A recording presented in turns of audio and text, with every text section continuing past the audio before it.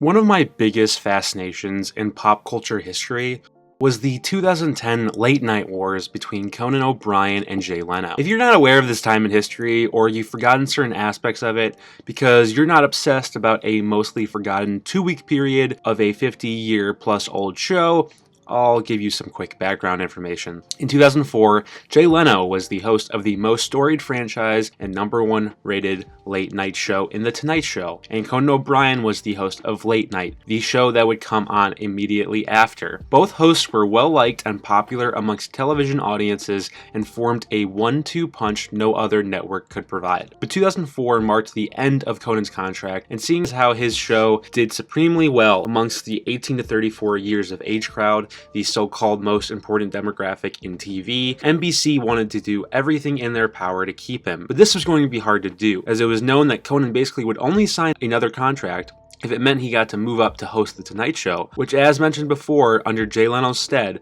was the highest rated late night television show, and Jay was not going to be one who gave up the show easily. NBC came up with a solution. Jay would get 5 more years as the host of The Tonight Show, and in 2009, Conan would move to 11:35 and hopefully stay there for years to come. As 2009 crept closer and closer, and Jay continued to win ratings competitions after ratings competitions, NBC knew they couldn't let a household name like Jay Leno leave for nothing, so they extended his contract, and while he wouldn't host The Tonight Show, he would be given a primetime variety show that would lead into the nightly news and then Conan's Tonight Show. This became an issue for Conan's show, as the aptly titled Jay Leno Show bled viewers before Conan came on, and NBC had already shelled millions to Jay to keep him, so they could neither cancel the show in fear of looking foolish for having kept Leno, nor could they replace it as the show had already come on at the start of the fall season, and no new pickups or replacements would be ordered for months. Conan's Tonight Show began to come in second behind David Letterman's Late Show, something that hadn't happened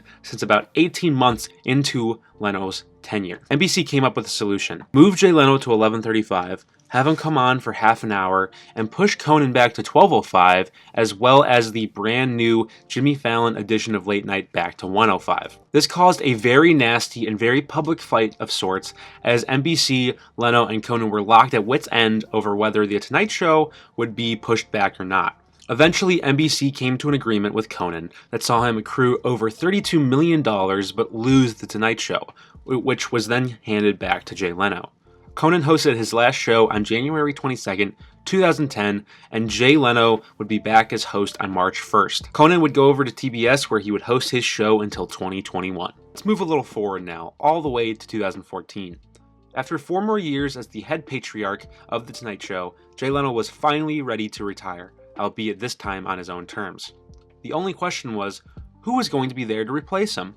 Who would take over the mantle as the greatest talk show host the world would ever see? Sure, NBC eventually tapped Jimmy Fallon as host, creating the worst late night show we've ever seen, but to me, there was only one man who truly answered the call. One man who would fill the void, who would put all other talk shows out to pasture, one who would change the game and leave us all wondering how he did it. That man was Doug Walker. Okay, not actually. All Doug really did was create a talk show that would last for 13 episodes and bore the fuck out of anybody who watched it, but the sentiment's still there. The talk show I'm referring to, of course, is Shut Up and Talk, which ran intermittently from 2012 to 2016, with most episodes produced from 2014 to 2016. Walker acted as the host and would often bring on fellow Channel Awesome members to delight and entertain the masses. In actuality, the conversations would serve to make anyone who watched it feel as if they're wasting their life. There's something about this show that is just so weird and interesting to me. It's mostly a forgotten part of the Channel Awesome canon, especially compared to some of the other members of its kind, as the game show they produced was far more of a visible failure and far more expensive, and Doug's own content and the anniversary movies have been covered extensively on YouTube, one piece of content even studied by yours truly. But this talk show serves as a nice little time capsule, as it aired just before the Not So Awesome documents came out, and a lot of people involved in those documents appear on it and act as if they're friends with Doug. Just to give you a quick refresh, The Not So Awesome documents were essentially a long list of grievances and mistreatments the producers on the sites had or had to endure, which ultimately sparked basically every producer except CinemaStob and Guru Larry, someone I had never heard of until people commented on my last video about him, to leave the site. Most of all, this show just really shouldn't exist. There's no real need for it. It never makes a case for its existence, and there's simply not enough substance or interesting information this show gives its guests to justify ever watching it. So of course, I decided to make a video critiquing it. Just when you thought I was turning a corner, I go back to reviewing Doug Walker's content. Full disclosure, I only watched a few of these episodes. The original plan was to watch every episode, but after watching 2 in a row, I knew there was no way I could possibly bring myself to do that. Every episode is mostly the same, just with the guests changing, and Doug is as consistent in his poise and comedy as ever. I got some nice jokes here. I can you pull don't it wear the off. push-up, because you know they get the push-up bra. Okay, it's no Brad, but Brad's got some nice ones. In the end, I ended up watching James Rolfe, Tommy Wiseau, Spoonie, Lindsay Ellis, and Todd in the Shadows episodes. And if you think only watching 5 episodes of this shit lessens my reliability as a critic, well, you might be right. But I just could not bring myself to watch every episode. It legitimately hurt me to watch this show for reasons we'll get into right now. Let's first talk about the production of this show. In doing so, I'll have to go back in time just a bit. In 2013, Doug Walker and Channel Awesome started an Indiegogo campaign with the idea of funding a nostalgic game show. Channel Awesome had recently just bought a new stage area and had begun constructing sets, but either ran out of money fast or hoped to cover the cost of construction before the bills came, and so they turned to begging their fans for any extra dough they could provide. Included in the stretch goals were an opportunity for other productions, which brings us back to this show. I assume this show was included when they said other productions, but it sure as fuck doesn't look like it. Oftentimes when I was watching this, I would forget I was watching an interview show on a set and think I was watching Prisoners in a Dungeon. Seriously, this shit is so fucking dark. I do not understand why there is no light. What are they trying to say with this? Are they being edgy? I want to see the people in this video, man. Is that too much to ask? I know other interview shows kind of do stuff like this, like David Letterman's Netflix show very much has the guests sit in somewhat darkness, but in those, the guests are at least highlighted with a stage light, and you know it's meant to look that way. This is just so hard to see. It also doesn't help that it looks like they pushed this show into some random corner in the studio and that the background is some shitty green screen of what I think is Chicago, but I can't really make out a single building. Everything just looks really crammed in here. The angle that Doug and the guests are sitting at is weird too. Everybody has to strain their necks to look at each other, like it just looks very uncomfortable. Doug and his guests are also sitting in rolling chairs, which isn't a big deal in Doug's case, but every now and then a guest will start moving around a lot and it will become very distracting. At one point too, they switched to just some random couch out in the office area of the studio, and that somehow looks even more awkward. A lot of times the guests seem to sink into the couch, and once again the angles Doug and his guests are sitting at look super awkward. Also, half the time it doesn't seem like they decided to white balance, so everybody ends up looking like Michael Jordan's eyes in The Last Dance. At certain points throughout the show, there are these little facts that pop up in the bottom center of the screen that are supposed to add something to the conversation or clarify something someone talked about, but oftentimes they're used to tell some shitty joke, which just distracts from the conversation. Never once did I read one of these and say, wow, that was necessary. The audio can be pretty horrible. The episode with Spoonie is an especially horrible example of this. Is to understand that it's not a matter, like I said, it's not a matter of willpower. It's funny to read the comments of this video and just to see them basically go fuck it. There are multiple moments throughout these episodes that very obviously should have been or could have been cut, but are still there. So many awkward moments or moments where it's obvious the conversation is ending or isn't going well, and it's just left in because fuck it. They feel like they don't have anybody to call.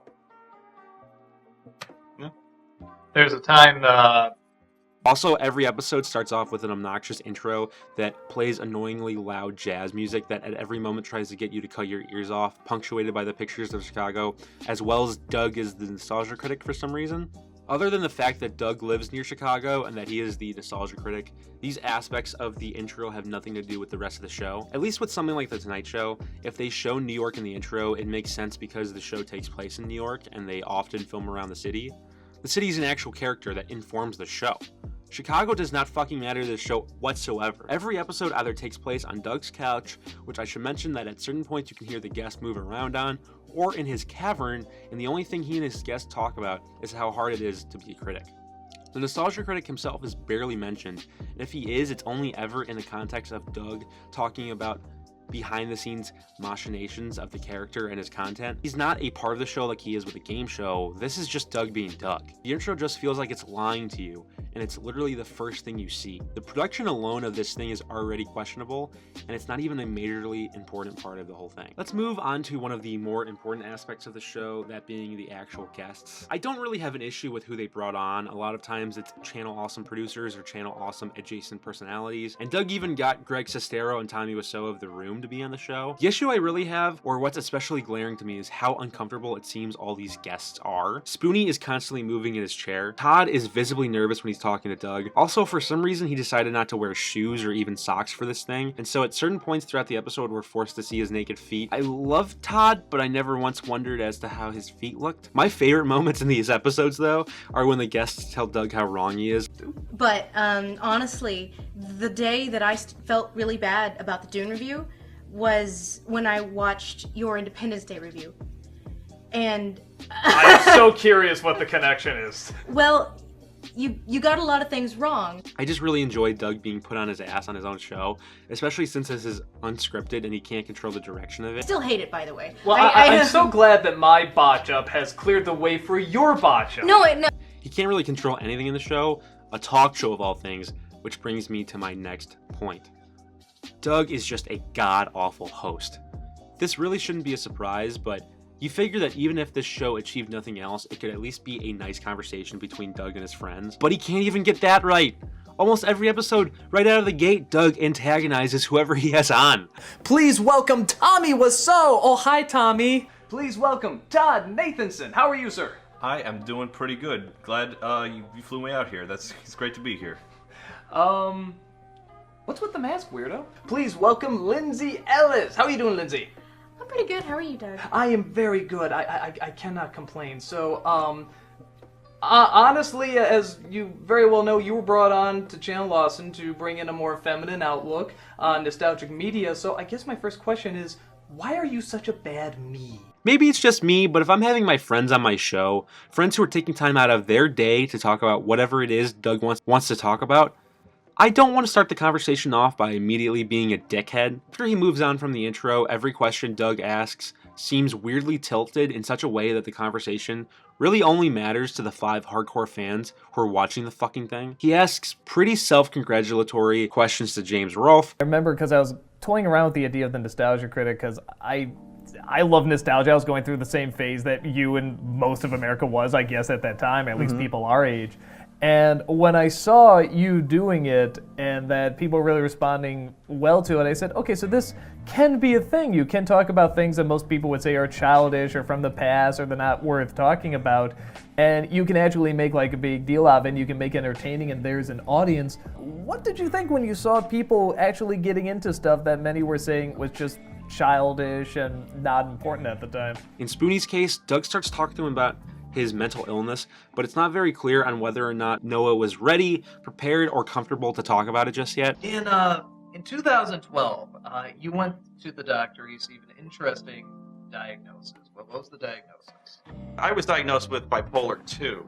His face seems to get a little red and he starts to gaze off into the distance, and all Doug can do is look emotionless or try and get Spoonie himself to diagnose Doug with something. I have never had depression before, Yeah. but there was a point in my life where I realized I actually knew more people with depression than without. Yeah. And I was trying to get an idea of what it was like. And I remember there was one moment of time where I knew things were okay, and my mind knew it, but I didn't feel it. And I didn't understand why these two were not gelling up, because I'm like, everything's good, I got a great job, everything's fine. I think it was shortly after the bullying plea, actually. I was sort of seeing that as like maybe a little bit of a failure, because like I know I kept people up for so long, and then people really having a hard time getting through it. I saw that. And I think because of that, I really felt like, well, I let so many people down, even though I knew like it got done, it got finished, and it's okay, and you're gonna make something great. But I just was not feeling it. And so what I always hear is that it doesn't matter if you know that things are okay. If you don't feel it, that's where things don't gel, and that's where the big tragedy is. Yeah. Oftentimes, Doug doesn't even care to ask follow-up questions or ask questions that would actually be interesting or clarify something the guest had just said. He's constantly looking at his notebook instead of listening to his guests, and it really gets in the way of having an interesting conversation. It's clear that Doug has a keen idea on what he's going to discuss with his guests, and that any direction the conversation goes that is unaccounted for is just going to derail Doug so thoroughly that the show will not be able to function anymore. For instance, there's a moment where James Rolfe starts talking about scheduling his videos around his kidnapping, which is actually kind of an interesting and fun topic that would have benefited from a follow-up question from Doug. But instead the conversation ends there, and they continue talking about whatever it is that Doug has planned out. I have to schedule filming videos around her naps and everything, and it's so complicated having a kid in the house and trying to work in the house. And then, you know, I'd go into the next room to grab something. I gotta go grab a battery or a wire or something, and I go over there, and then all of a sudden, Daddy! And she runs and like clings to my leg, and I'm like, oh, I'm so sorry. I gotta go. I'll see you later. I need to go in the other room and curse and throw things. Do adult things Yeah. like saying bad I words gotta and go. playing video games. Yeah, I gotta go to work. I gotta go scream shitload of fuck and stuff. That's what I do. So yeah, it's really difficult with the kid in the house, but she's awesome. She's once again, yeah, what can you say? She's amazing.